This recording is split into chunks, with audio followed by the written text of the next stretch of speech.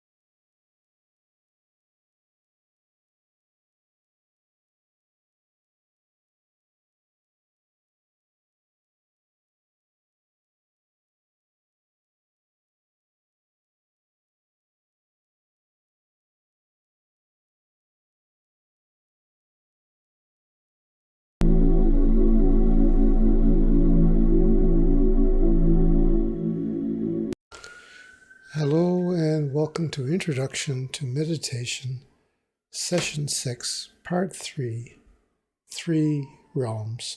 And we'll be looking at the 3-body centering.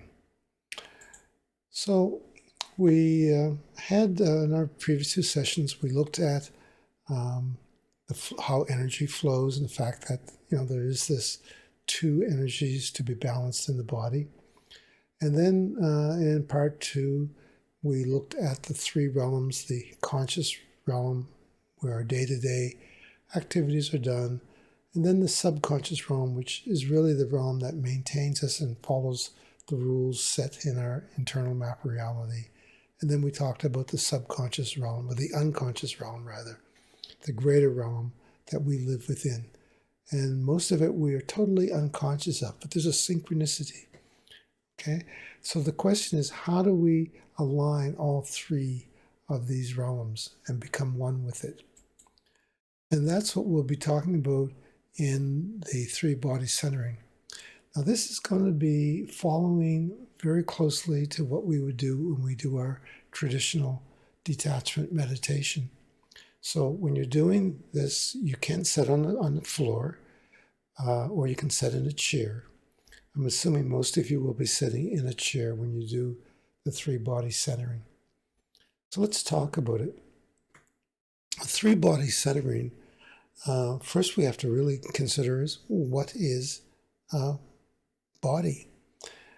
A body is something called a system.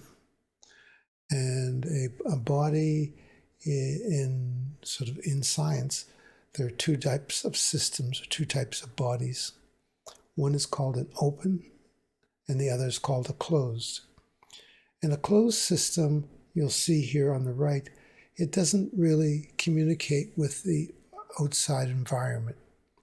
Whereas the open system is in an environment, it has a boundary, but it accepts input from the outside environment and it puts output into the outside environment. So it accepts input and sends out output. Whereas a closed system does neither. It does not accept anything and does not give out anything. So we are an open system. We take in air and oxygen, and then we exhale carbon dioxide. So we are an open system. And we're constantly taking the information in from our environment and putting information out. It's very important to realize here that the input is going to be at all three realms, at all three levels. So some of the features of this system, of this open system, is that the human being as an open system, we are self-regulating. So we will find a balance between the outside and the inside. So whatever we take in terms of mass, we will put out. It has to balance. Energy in balances. In order to maintain a proper boundary, we have to have a balance between what we're taking in and what we're putting out. And this is something that happens automatically. We don't have to regulate our bodies. Our bodies will regulate themselves. And I've talked about this before, how the body heals itself. We are self-replicating entities. We're as I said, healing. And it was self-aligning. So I want to talk about that. So what are the three bodies in the system? Well, the first body is called the physical body. And that's easy to detect. So there's your muscles and your bones and the internal organs. And it's basically, if we use the example of a car, it's the chassis of the car with the seats and the steering wheel and the pedals and the motor, all the physical things that make a car. And as you know, that a car is fantastic, but it's only as good as the chassis is made. So when we're doing the three body centering, the first body that we will center is our physical body, and we've been looking at doing that. And by centering a physical body, we've talked about how you can center the body physically by standing, and we did the Qigong standing, and then the sitting, we did the Qigong sitting. So the first body to balance is your physical body. If you balance the physical body and do not, interfere with it, it will immediately begin to self-regulate. The second body is our energy body, and it is, again, a self-regulating system. And we've talked about the chakras that run up the body, from the core base root chakra to then our stomach, and then on our diaphragm, our plexus, then our heart, and then our throat chakras, and then our third eye, and then finally our crown chakra. So these chakras, remember we do the color meditations, kind of like going like that. You can see here the colors are ranging from the red going through to the violet. So this energy system, again, is self-regulating. So how would you center the energy system? Well, one is by being very, very still. So you center the physical body by the posture. You center the energy body by the soft nature of it. This is where, remember, the qualities of the softness. And if you are not physically using any energy, what the body does is it automatically calms everything down. So if you are not requiring energy, your body goes back into a resting state. So the key thing here is with the energy body is to balance it and to take it back to a resting state. The third body to balance is your spirit body. And by spirit, I simply mean whoever you think you are doing whatever you think you are doing. So whoever you think you are and whatever you think you are doing, that is your spirit's concept of self. So how do you balance the spirit body? How do you bring it at rest, at equilibrium? Well, you do that through your detachment meditation by not assigning any meaning to anything differently. So there's an expression that when you meditate, if something unusual happens, you simply say, oh, that's interesting, and go on meditating. Or if nothing unusual happens, if it's pretty much the same old, you say, oh, that's interesting, and keep on meditating.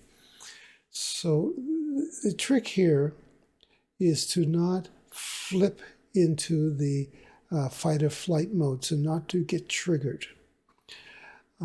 Those of you who have perhaps taken some spiritual journeys with psychedelics, or if you've read about it, one of the challenges with that, I'm not recommending you do them, but I'm just saying one of the things with them is dealing with the presentation, whatever the psychedelic will present to you. The mature traveler or journeyer will accept that and not overreact to it. So accept your spiritual reality, come at peace with it. This is quite hard for some people to do. When they meditate, your subconscious will present to you your timeline, and you need to accept it. It's acceptance of your reality, acceptance of your spiritual world. Okay? Being calm, being at one with it. So balancing your physical body is centering the physical body, alignment and accuracy. Centering your energy body is not requiring it, keeping it in balanced and calm. And then centering the spiritual body is by not overreacting to whatever it is you are experiencing, but just accepting it and staying calm and balanced. So the overall effect of this balancing is very, very powerful. And you can do what would seem to be impossible if you are balanced and centered. This is sometimes called homeostasis. So when you balance the physical body, the energy body, and the spiritual body, your whole system will go into homeostasis and balance, and you want to stay there. Well, that's pretty much it. Our next session will be on conscious change, and we will continue with that. If you have any questions, please feel free to reach out and contact me.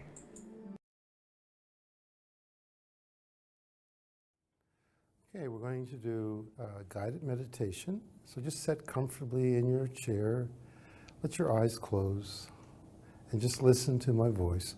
We're going to walk through your body. I'm going to mention a part of your body, and what I'd like you to do is just take your awareness there. Don't do anything, just go there in your mind and observe that part of your body. I'm going to start with your feet. Take your awareness to your feet, the soles of your feet, your toes, your ankles, tops of your feet, and even inside your foot. Take all your awareness to your feet. Still not moving or doing anything, take your awareness in both legs from your ankles to your knees. Just move your mind's eye and focus in on the area from your ankles to your knees. Calves, shin, skin. Okay, good. Now we're going to move your attention from your knees in both legs to your hips. From your knees to your hips. Become totally aware of that area.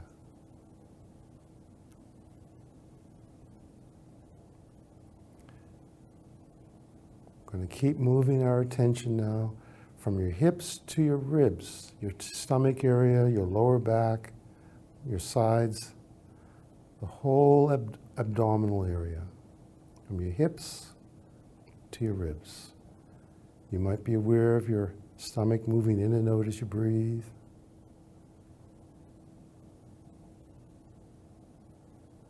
But again, just take your attention there. Now we'll move up to your rib cage, from your diaphragm up to your shoulders, your sides of your ribs, your chest, your upper back. And again, you might be aware of your lungs, you might be aware of your heart. Just become totally aware of that area.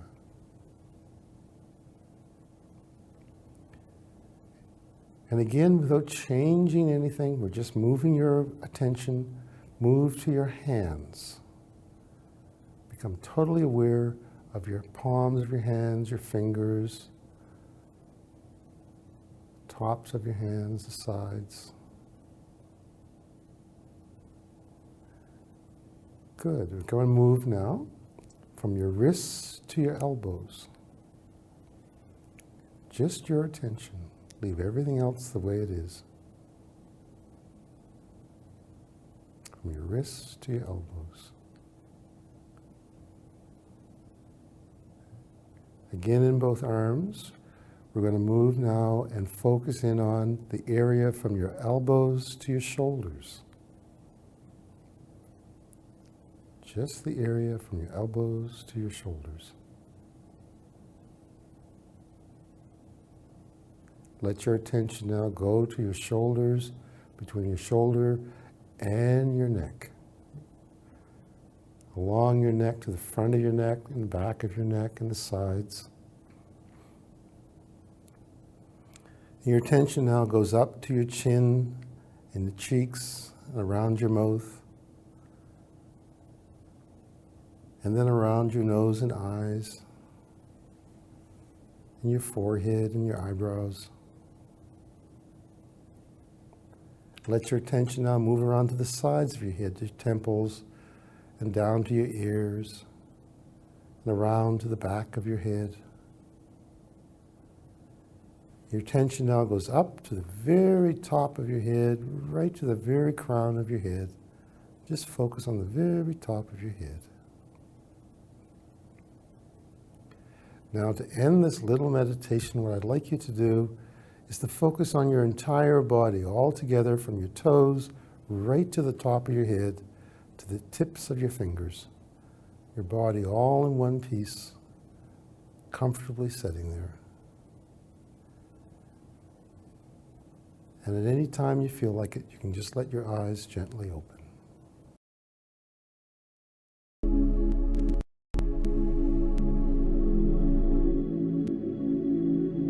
And welcome to the Internal Map of Reality, Session 6, Part 2, Sorting Your Value List.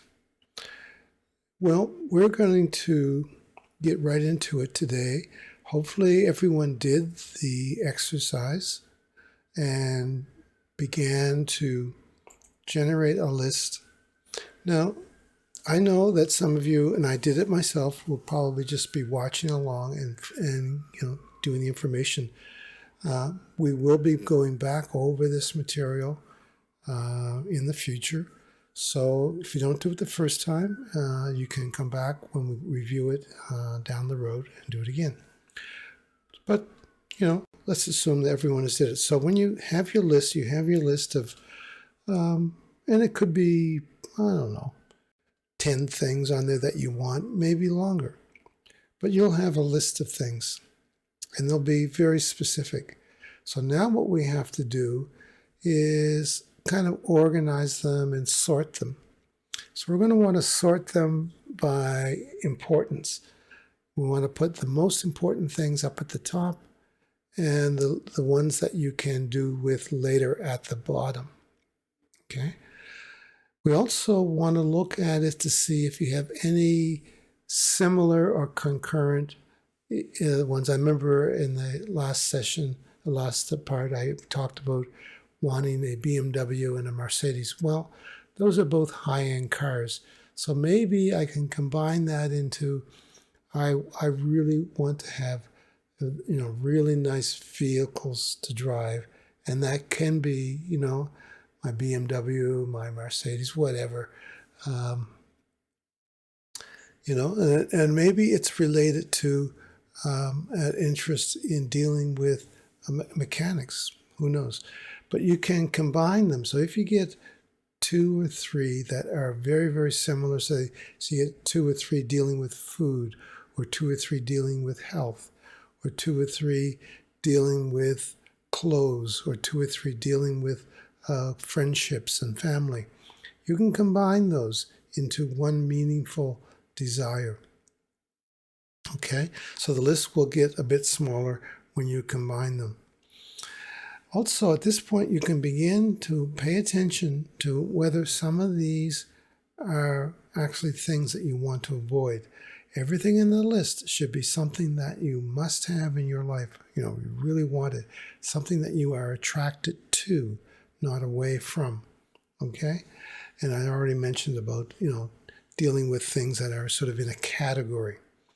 So in terms of most important, put them at the top, and you might find that, 2 things are almost of equal importance.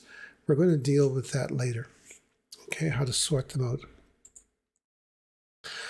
Okay, so you get 2 things that are very close, right? And, you've grouped your items, you've looked at them, and now this is when you can start crunching up and down. If you get 2 things that are very, very close and you don't know whether getting this car is more important than, say, getting a job you want, maybe that's a little bit extreme, it doesn't matter, whatever it is. There's 2 things that are very close, and you don't know whether one's more important than the other. There's a process for removing these conflicts. There's 2 things. One, the choices may actually be the same. So the reason it feels like you can't make one more important than the other is that they're really the same. And when you crunch up a little, you go to a higher category of that, whatever it is, then you'll find that they're really both the same thing. So say you have a desire to be able to cook, and you enjoy cooking, and that's something you would like to be a cook. You really would like to learn how to work in a fancy restaurant and cook. And then you have another desire is to grow vegetables and grow farm, and to have an orchard, or to whatever with farming. You really enjoy farming.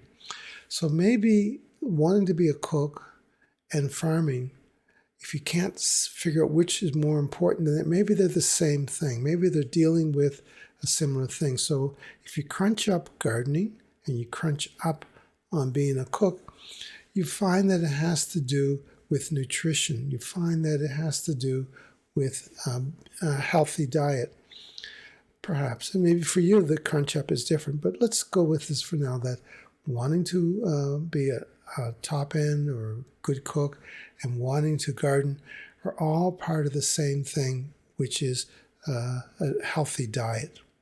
So when you do that, then other possibilities open up too. There's all kinds of things that fall under the category of healthy diet. So you can replace wanting to cook with wanting to garden with nutrition, being involved with healthy food.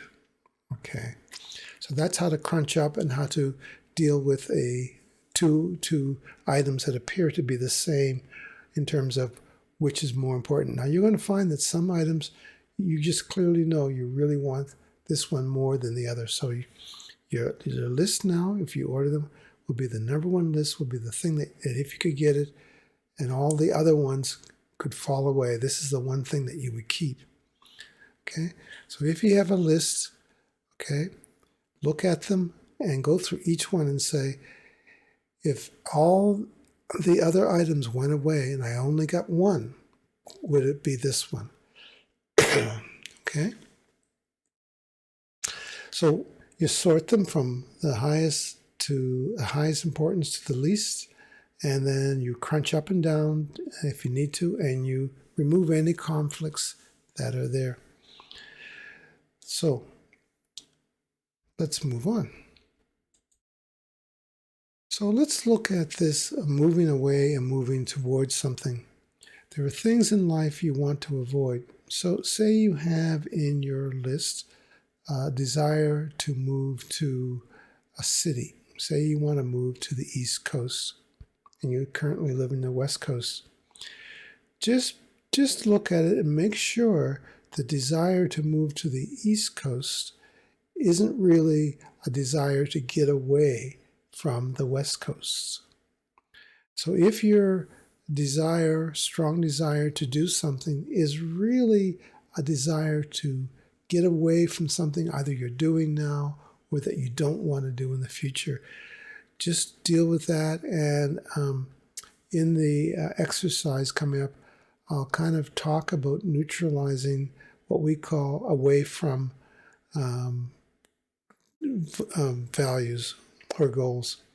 So just flag them, make sure each one is moving towards something you really, really want. Find out whether there's any kind of consequence in any of these things you have on here. Is there a consequence in getting any of these items? If so, assess the consequence of whether or not you want to pay the price or not. And also look at each of the items individually and sense whether there's joy or fear. Well, if there's fear associated with something, you really want to examine that and use some of the power frames and some of the examples we had, such as cleaning your timeline, to see if there's something that may be generating a fear associated with that item. So, what have we said? Well, you want each of your items to be positive and moving you towards. So you could put a statement on it. You could say, look at an item and say, I want to, or I will be, right? Or having this will make me feel complete. If you can't say that about an item, then you need to look clearly at it and make sure it's not an avoidance item. Now, I'm taking time with this because these are sneaky. They can sneak in there, right? These avoidant type items. So really examine each one carefully to make sure it really is something that you want in your life and not something you're trying to avoid. We talk about people who go into relationships just to get out of a relationship, that kind of thing. So that's our exercise 14, is going over your list and sorting it. And I'll release a little video going through some examples on how to rationalize your list. Next, what we'll be doing in part 3, we'll be looking at how to internalize your list and how to activate it. So I hope you enjoyed this. And again, if you have any questions, feel free just to reach out or to put questions in the comments. And do try the exercises because they're fun, and that's the only way to start actualizing some of this material. Okay, and see you in the next session. Well, that concludes our Premiere 11 for this evening.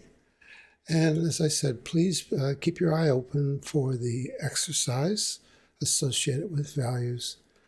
And I appreciate you spending the time and following this.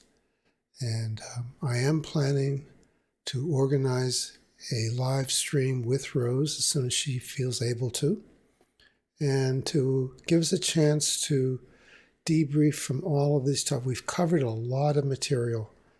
And so as soon as I can arrange this with Rose, I think we'll do a series of just discussions going over all the material we've done up till now. So stay tuned on that. Until we can organize those live streams, I will continue with the premieres covering the material. And then it would make sense then that Rose and I would together on a live stream to encourage interaction and discussion. We'll go over the material again. Okay, thank you for joining me on session 11. Hang in there, follow along, review the material, and ask questions.